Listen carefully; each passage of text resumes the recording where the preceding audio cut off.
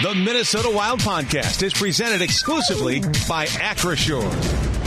So, first of all, on Matt Zuccarello, obviously he made it clear today that you guys met at some point here earlier this offseason. You let him know that it was just time to move on.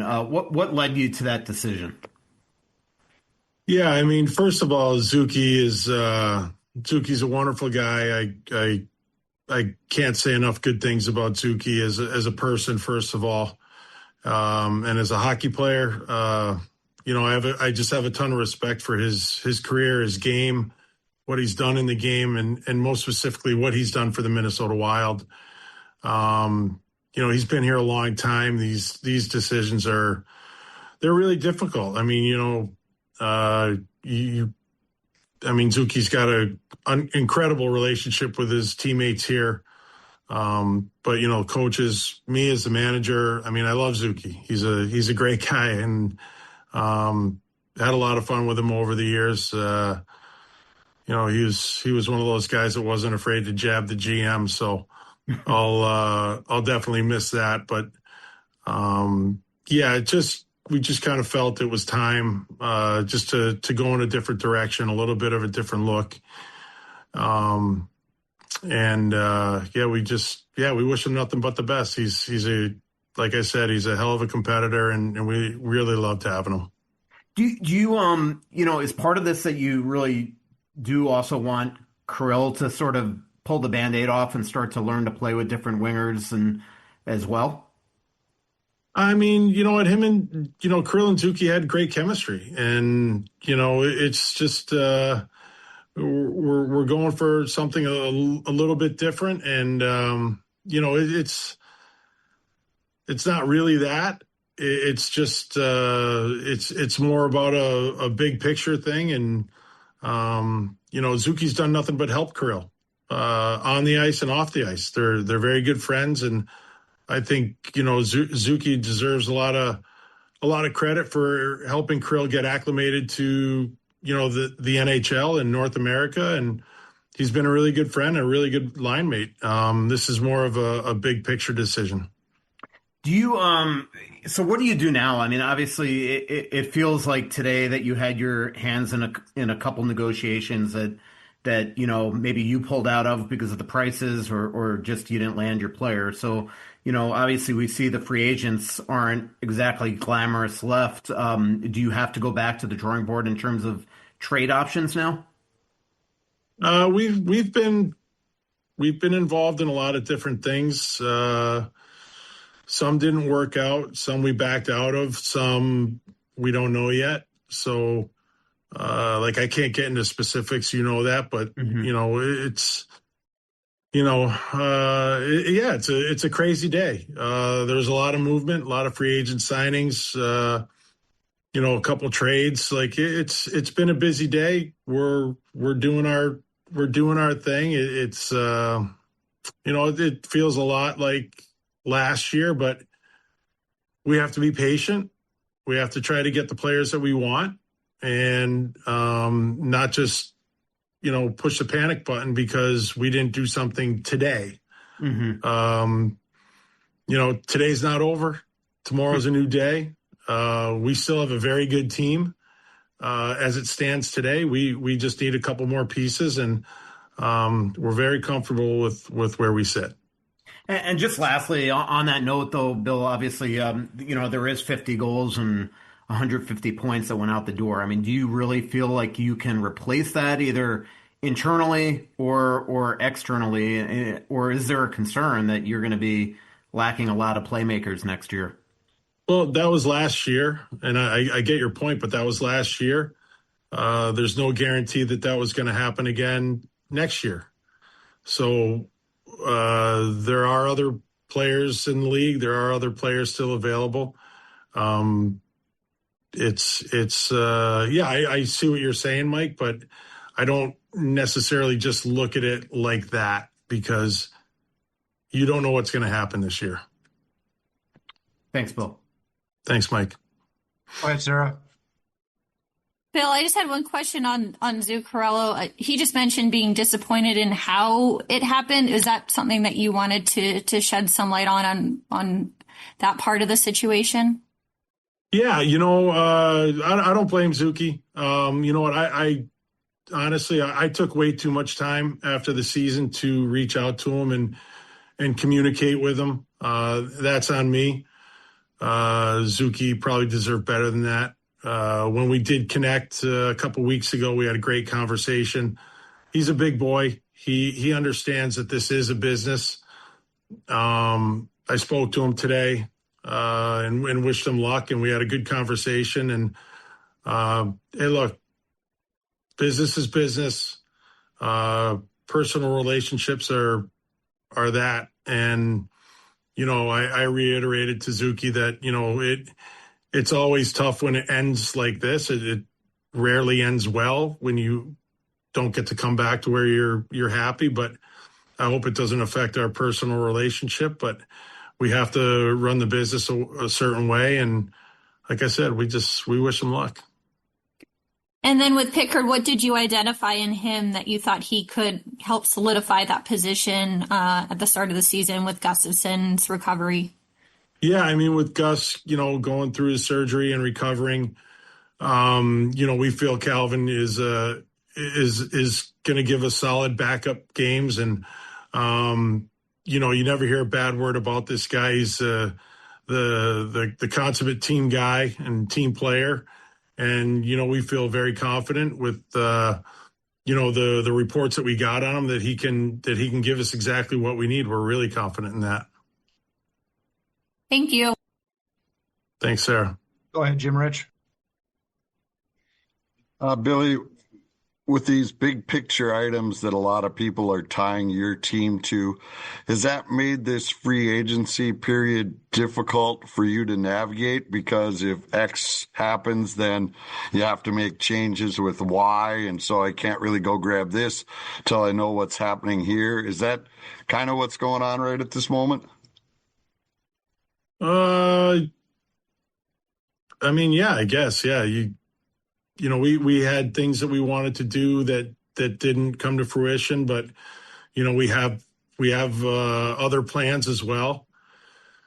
You always have to keep the big picture in mind, and just kind of. I think the most important thing too is just kind of keep our flexibility as much as we can, and just kind of move like that. We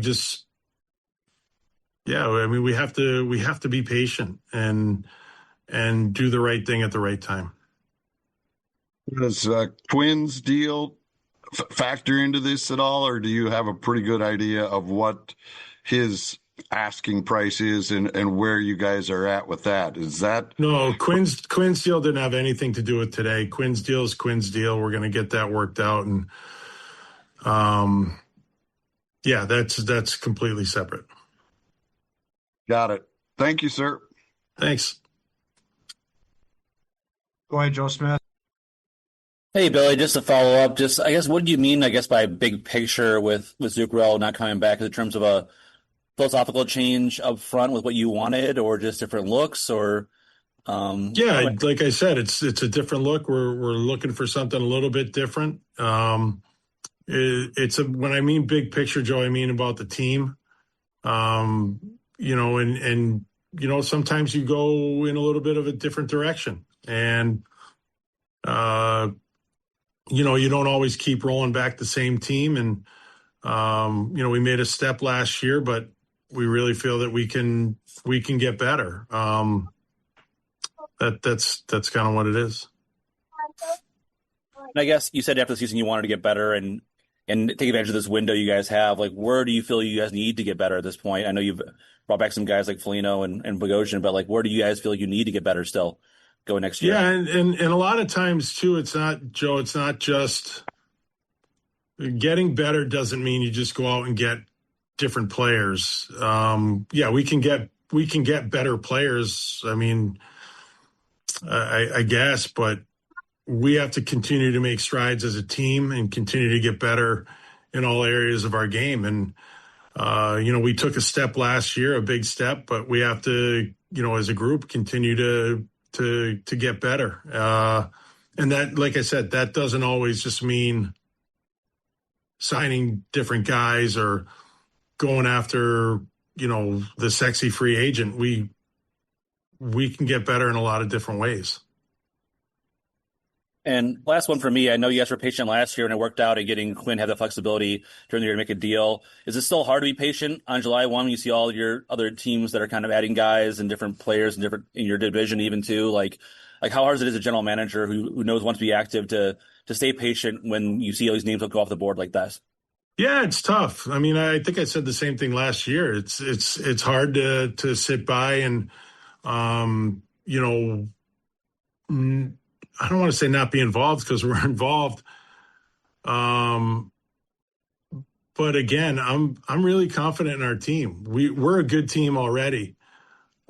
I just want to make sure that we're doing the right things and not just jumping and taking away all of our flexibility or handcuffing ourselves. So I still think we're in a good spot. You still look at the players that we still have on our team.